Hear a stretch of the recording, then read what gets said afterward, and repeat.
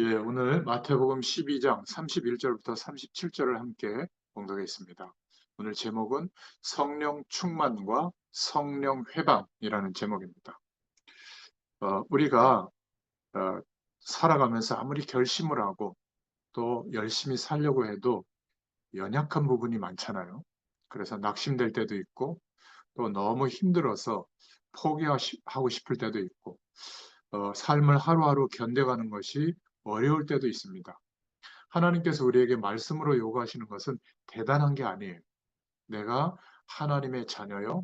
우리가 하나님과 함께하는 축복 속에 있다면 우리는 힘들고 연약해도 하나님께서 나를 도와주시고 내가 하나님이 주시는 힘만 있다면 이 모든 현실을 넘어설 수 있겠지. 이런 적어 놓으세요.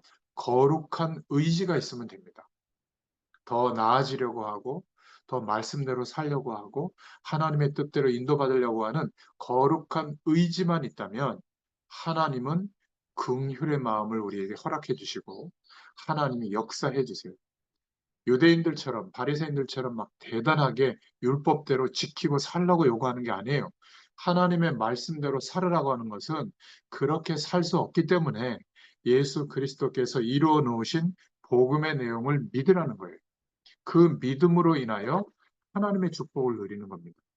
근데 우리가 자칫하면 하나님의 말씀을 많이 알고 신앙생활을 오래 했다고 해서 하나님의 뜻대로 살려고 하는데 그것까지는 좋은데 하나님의 뜻대로 살 수 있다라고 생각하면 위험한 상황이 됩니다. 나는 하나님의 말씀대로 아주 열심히 해서 살 수 있지만 대다수의 사람들은 그렇게 살 수가 없거든요.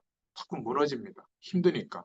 그래서 하나님이 우리에게 원하시는 것은 내가 하나님의 말씀대로 주님을 바라보고 그 힘을 구하고 의지해야지. 이렇게 거룩한 의지만 있다면 돼요.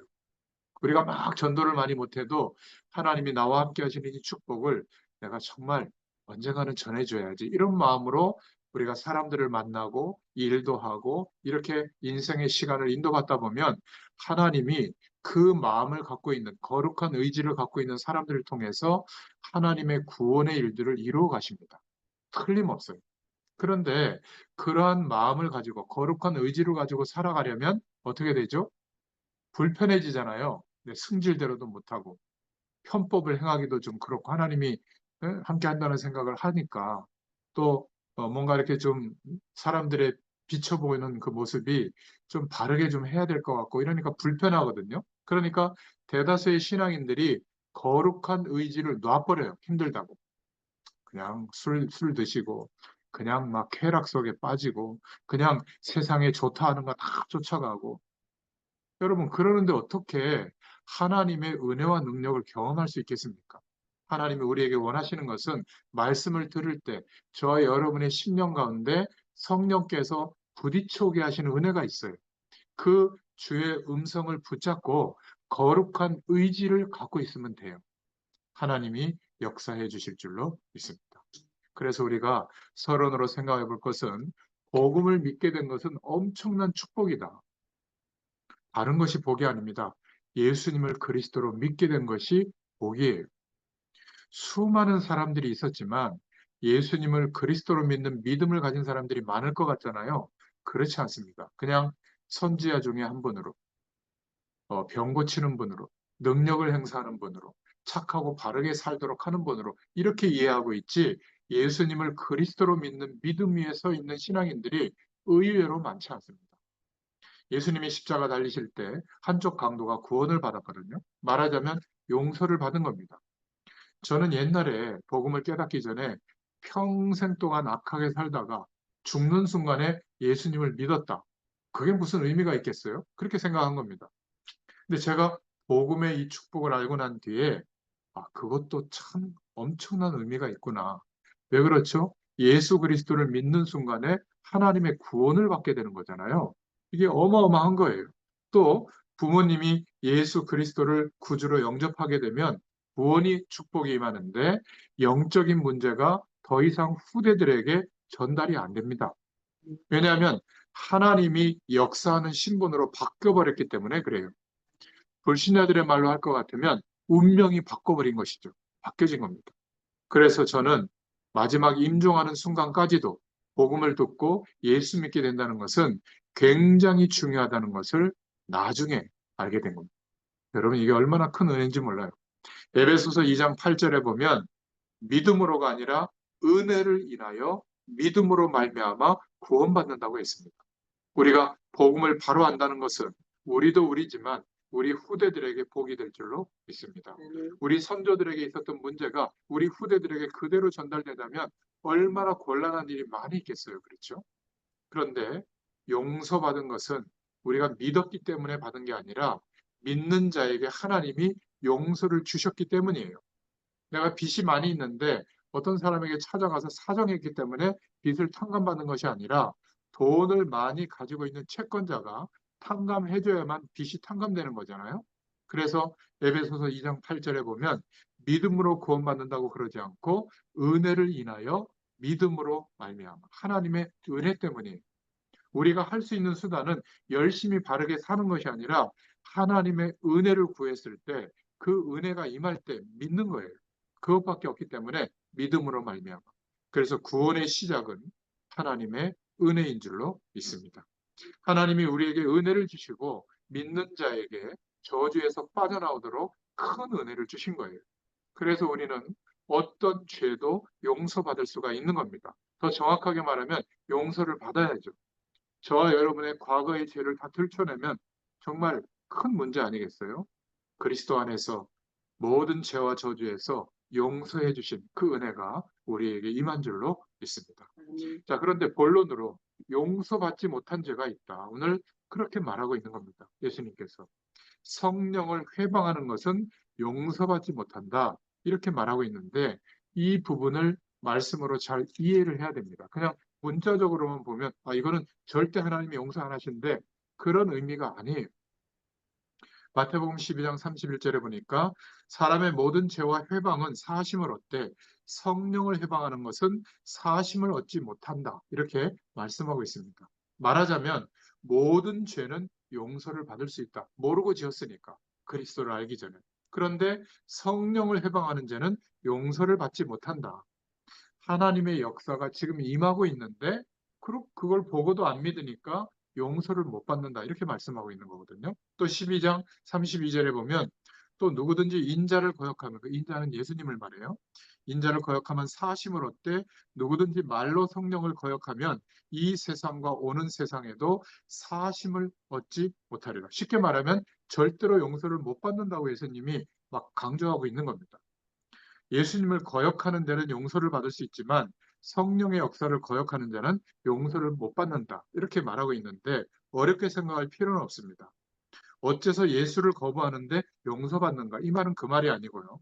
저와 여러분이 예수님을 몰라서 옛날에 예수님을 거부한 적이 있잖아요. 근데 이제는 예수 믿고 이 말씀이 선포되는 자리에 앉아 있잖아요. 그러면 그 모든 과거의 죄가 용서받을 수 있다. 그 말이에요. 그런데 실제로 성령의 역사가 지금 저와 여러분에게 임하고 있는데 그것을 거부한다? 그거는 용서받을 길이 없다. 그 말이에요. 그래서 성령 회방 죄의 의미가 무엇이냐면 절대로 용서 못 받는다고 했는데 좀 알아야 될 거 아니겠어요? 어렵게 생각할 건 없습니다. 성경에 있는 말씀 그대로 생각하면 되는데 어떤 사건이 지금 일어나고 난 뒤에 예수님이 이 말씀을 하신 거거든요. 그걸 이해해야 됩니다. 지금 우리 대한민국에 100만 명이 넘는 무속인들이 귀신에게 사로잡혀서 어려움을 겪고 있는 사람들이 너무나 많다면 이게 사실이라면 이들을 치유해야 될 거 아니겠어요? 그렇지 않습니까? 네, 음소관 하시는 분은 음소거 해주시기 바랍니다. 그런 어려운 사람, 영적으로 시달리는 사람들, 귀신 들려는 사람들에게 가서 예수님이 고쳐주신 거예요. 요 말씀이 나오기 바로 전에. 그러면 정상적인 사람 같으면 자기가 귀신 들려 있는 문제가 없더라도 귀신 들려 있는 그것 때문에 오는 질병든 사람들을 예수님이 고쳐주셨으면 바리새인들이 참 감사하다 이렇게 표현해야 될 거 아니에요?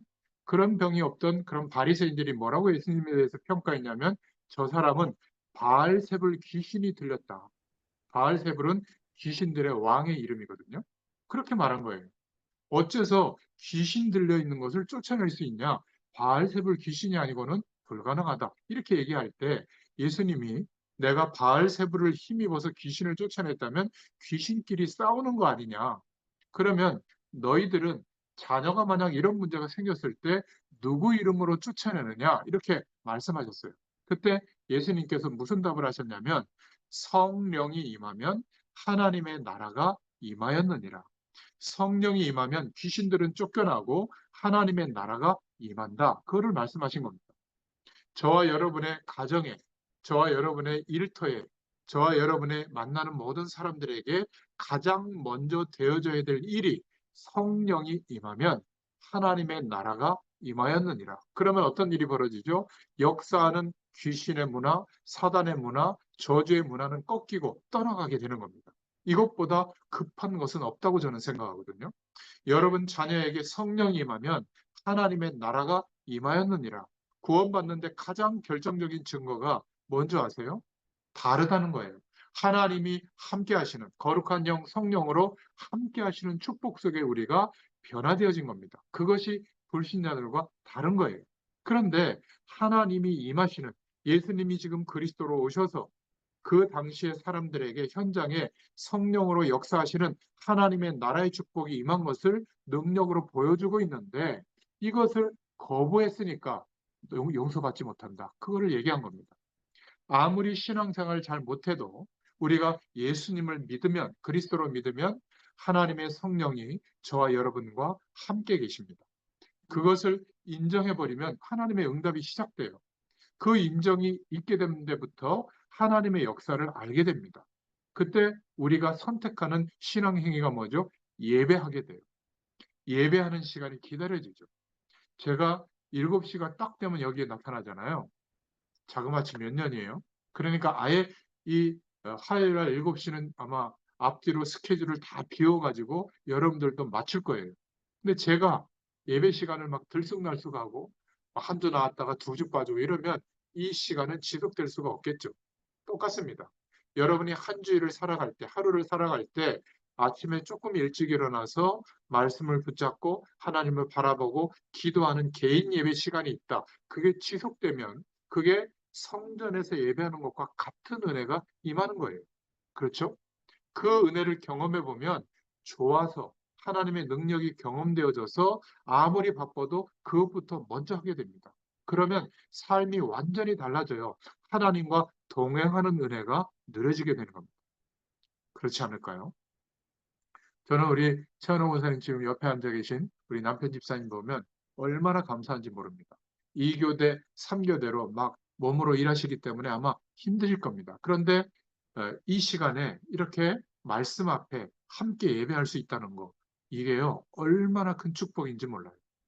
구원받은 자, 하나님의 성령이 임하신 증거가 뭐냐면 예배하는 겁니다.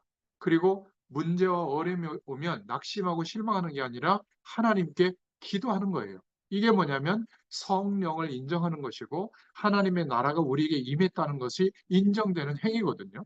그 사실을 믿는 거예요. 그러니까 예배하고 기도하는 겁니다. 막 복을 많이 받으려고 하는 게 아니라 하나님이 함께 하시는 것을 믿는 거예요. 그러면 하나님의 역사가 일어나기 시작합니다. 그러면 하나님의 나라가 임하였느니라. 그런데 이거를 거부했다.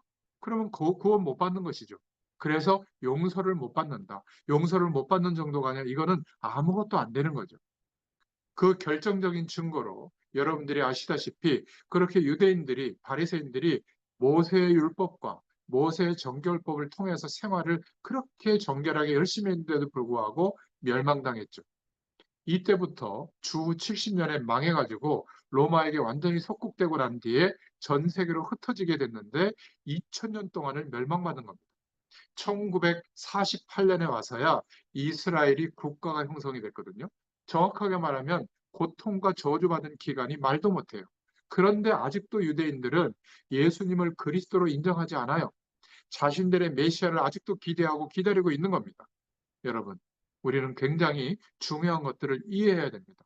지금 성령 회방죄, 이거는 굉장히 큰 거예요. 예수님이 뭐라고까지 얘기하셨냐면 오는 세대도 다음 세대도 용서받을 수 없다. 복잡하게 생각하지 말고 오늘 말씀 그대로 생각하면 됩니다. 그래서 네 번째로 하나님의 성령이 임하면 저와 여러분의 집과 자녀들에게 하나님의 성령이 임하실 줄로 믿습니다. 다시 말하면 구원받은 자의 증거가 성령이 함께 계시는 거예요. 다시 말하면 구원 못 받은 자의 증거는 악한 영이 함께하고 있고 붙들고 있는 겁니다. 그러니까 문제만 생기면 자연적으로 악한 영이 붙들려 있으면 어디로 가죠? 점쟁이를 찾아가는 거예요. 어려움이 오면 어떻게 하죠? 악한 영이 붙들려 있다는 증거로 굿하는 겁니다. 어려움이 오니까 이상한 데 가서 자꾸 물어보는 거예요. 그러나 구원받은 우리는 하나님의 성령이 함께 하시니까 예배하는 겁니다. 하나님의 성령이 함께하는 것을 믿으니까 기도하는 거예요. 그럴 때 하나님의 나라가 임했다는 겁니다. 그런데 이 사실을 거부한다면 어떻게 구원받겠습니까? 그거는 용서 못 받을 정도가 아니다. 저주 위에 저주를 받는 것이죠. 저와 여러분의 집에 성령이 임해서 여러분의 영적 문제를 없애도록 하시는데 그것을 못 없애도록 거부하고 있다. 그것을 성령 회방죄라고 합니다. 절대 용서를 못 받는다. 골로새서 3장 5절부터 6절에 보면 우리의 생각, 복음보다 위에 와 있는 경험, 복음보다 위에 와 있는 신념, 복음보다 위에 있는 열심, 노력 이런 것도 우상이 될 수가 있는 겁니다. 우리는 언젠가는 죽는 인생이기 때문에 그 생각 속에서 세상에서의 인생관을 가지고 살아가요. 정체성을 거기에다 두면 늘 세상에서 염려 걱정 속에 휘말립니다. 그러나 영원한 생명이 그리스도로 말미암아 회복되어졌고 영원한 하나님 나라의 배경 속에 있다는 그 믿음 위에 우리의 정체성을 두고 기도하면 흔들리지 않게 됩니다. 왜? 영원한 축복이 우리의 기준이거든요. 그렇잖아요. 나이가 들면 인생이 오래되면 삐걱삐걱대고 병들게 되고 힘들어집니다. 정신도 또렷하지 않고요. 그게 문제가 아닙니다. 그거는 당연히 인생의 과정에 오는 거죠. 중요한 것은 그렇다고 해서 내 정체성이 바뀌는 게 아니에요. 하나님의 자녀. 성령으로 지금 함께 하시는 그 축복은 훼손되지 않습니다. 오히려 인생의 시간이 점점점 길게 노년의 시기가 다가올수록 우리는 믿음을 선택해야 될 줄로 믿습니다. 그런데 그렇지 않고 아유 내가 지금 이러니까 나이가 이렇고 힘드니까 그냥 거룩한 하나님의 의지를 갖지 못하면 어떻게 되죠? 아유 노세노세 좋은 거 먹고 그냥 편히 쉬세. 그거는요 짐승들하고 똑같아요. 본능만 살아있는 인간이기를 포기한 겁니다. 인간은 영적 존재이기 때문에 영원한 하나님과 함께하는 축복을 누려야 될 줄로 믿습니다. 그래서 성령의 임재를 거절하는 것의 심각성을 오늘 말씀하고 있는 겁니다. 대한민국에 일어나는 이 영적인 문제가 무속 배경이 100만 명이나 있다니까요. 다른 종교를 믿는 사람들 합쳐보세요. 어떻게 이 영적 배경의 영향력을 모르는데 우리 교회를 부흥시키는 전도가 그게 전도겠습니까? 우리 교회는 커졌다고 쳐요. 한국 교회가 다 어려워지면 괜찮습니까? 우리가 참된 전도의 눈이 열려져야 될 줄로 믿습니다. 전 세계에 일어나는 영적인 배경과 문제가 안 보이는데 선교한다고 막 헌금을 보내고 사람을 보내봐야 그거는 과시하는 거죠. 그것이 성령 회방제와 관련이 있다. 그 말이에요. 간단한 얘기가 아닙니다. 교회가 이 현장의 문제를 해결해 줘야 되는데 모르고 있다면 그게 성령 회방제예요. 부모님이 우상숭배를 많이 해서 자녀가 망하게 됐는데 모르고 있다면 그게 성령 해방제입니다. 저는 이 말씀을 볼 때 그렇게 확신해요. 알고 봤더니 이 문제가 전 세계의 문제구나. 가는 곳마다 영적으로 시달리고 있거든요.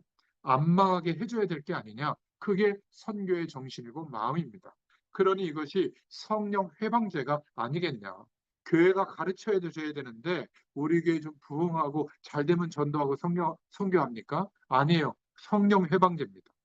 그래서 큰 두 번째로 우리가 해야 될 일은 후대들이 하나님 앞에서 참된 응답을 받도록 도와야 될 줄로 믿습니다.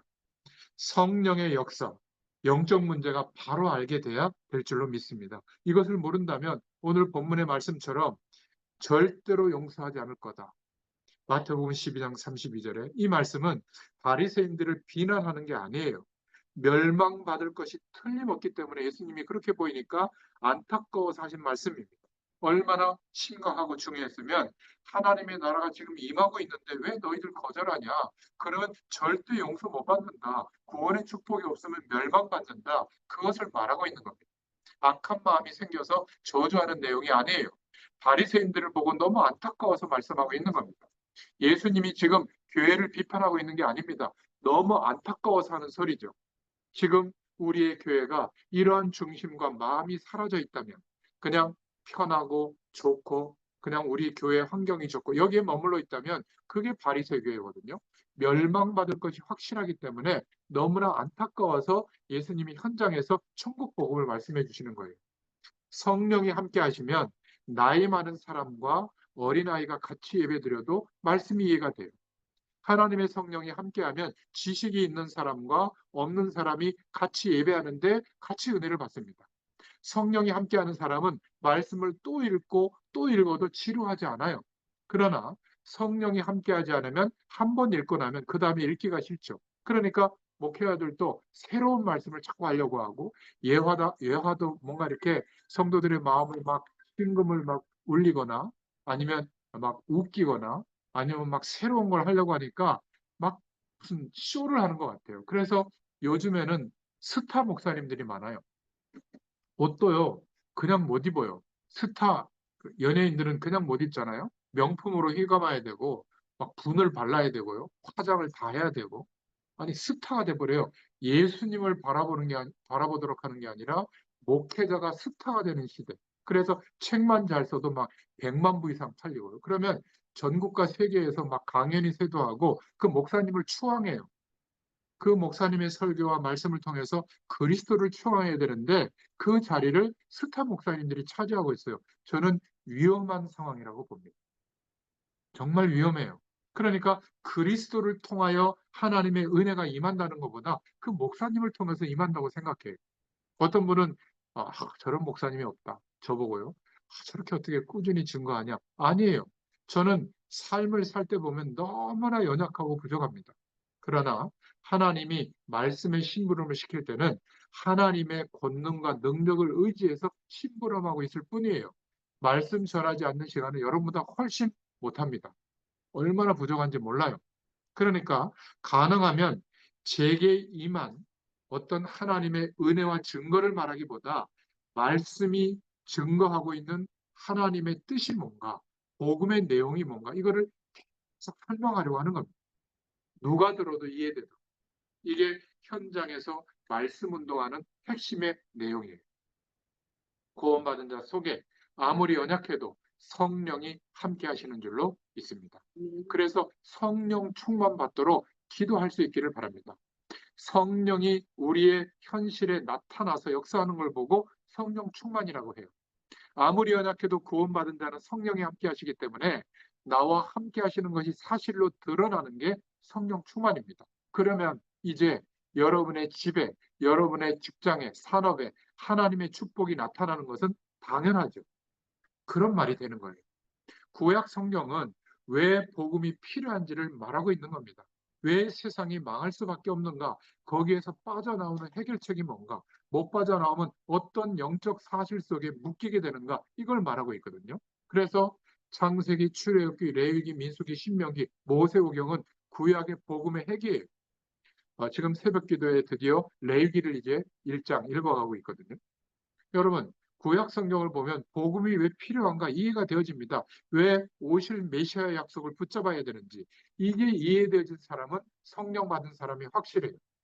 하나님의 성령의 축복을 받고 나면 세상이 왜 재앙이 임하는지를 알게 돼요. 그게 보입니다. 그래서 복음만, 예수 그리스도만이 해결책이구나.